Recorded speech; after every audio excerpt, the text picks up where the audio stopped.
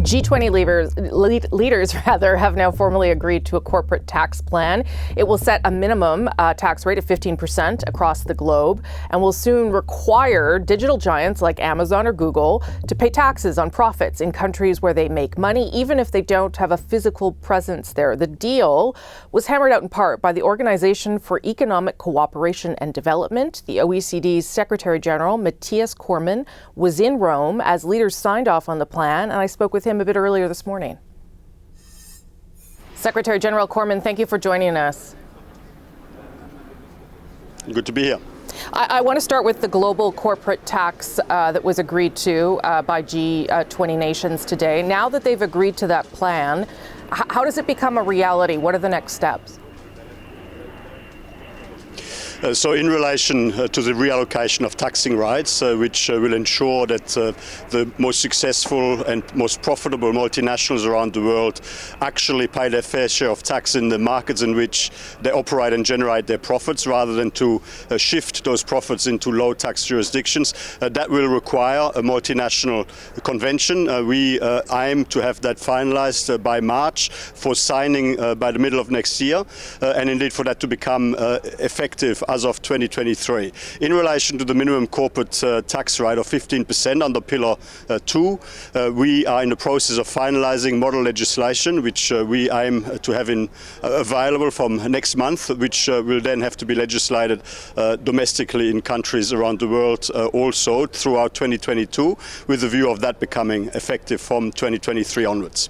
It's a very tight timeline, and I know that there's been some criticism that maybe it's too tight, but I would also note that Oxfam has said that the deal has no teeth, that there are far too many exemptions in what has been agreed upon here. Can you say for sure that these big digital companies are actually going to be paying their fair share under this plan?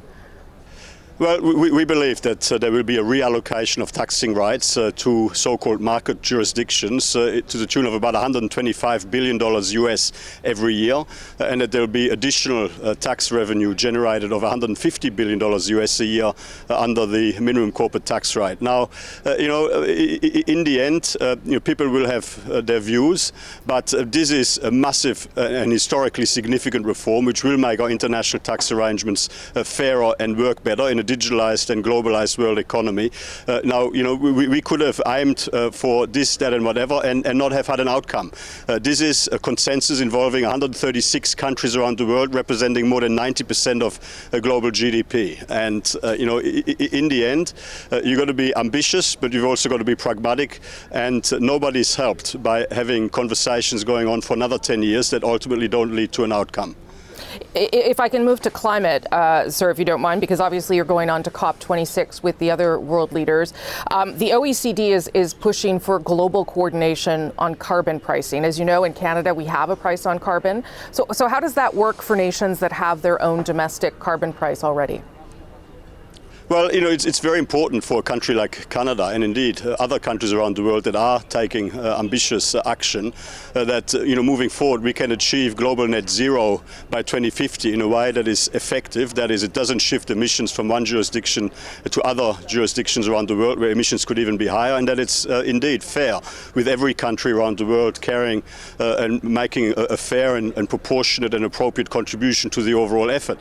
And now, the challenge here is to ensure that individual jurisdictions can lift their level of ambition and effort to the level required without creating counterproductive trade distortions, carbon leakage risk and the like. So how do we maintain a global level playing field while also lifting the level of ambition and effort? And that is only able to be achieved through a properly globally coordinated, multilaterally agreed approach. And that's not an easy undertaking, no. But I think that is ultimately going to be the only way that we can achieve this. At the G20, we have about 80% of the world economy represented, from the US to China, the European Union, and every country in between that is represented at the G20. And if we were able to get all those countries onto the same page with a globally coordinated approach to action on climate, in particular the pricing of emissions, using different policy approaches, then that would be a massive step forward. Just quickly on the COVID recovery, because obviously that is a big concern for the OECD as well. And we know the recovery has been very uneven through the world as large parts of the world remain unvaccinated. How concerning is that to you as part of the global economic recovery?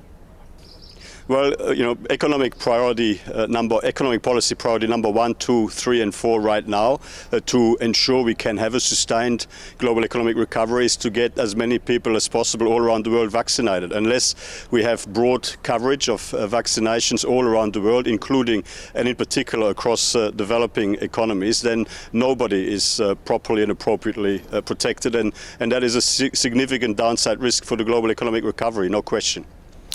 Secretary General, I'll leave it there. We've run out of time, but thank you so much, sir. Appreciate it. Thank you very much.